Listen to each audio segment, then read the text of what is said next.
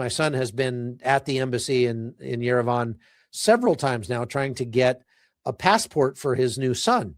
So my son is an American citizen. The law says if you're born to an American citizen, you are an American citizen. Point, period, end of story. You don't have to prove it. I mean, other than proving that an American citizen is your dad or your mom, you are an American citizen. However, if you're born in a foreign country to an American citizen and you try to get a passport for the baby, they want you to not only prove that the father is an American citizen, which is easy to do because he's got a passport, he's got a driver's license, he's got, ID cards and all, all that kind of stuff.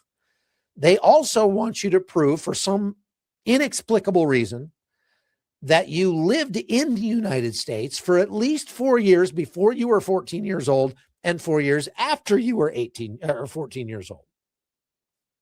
And you've got to provide proof of that. Well, we homeschooled our kids. So there are no school records. We wouldn't have kept them this long anyway, because that was more than 10 years ago, right? When we lived in the United States. So how do you prove it?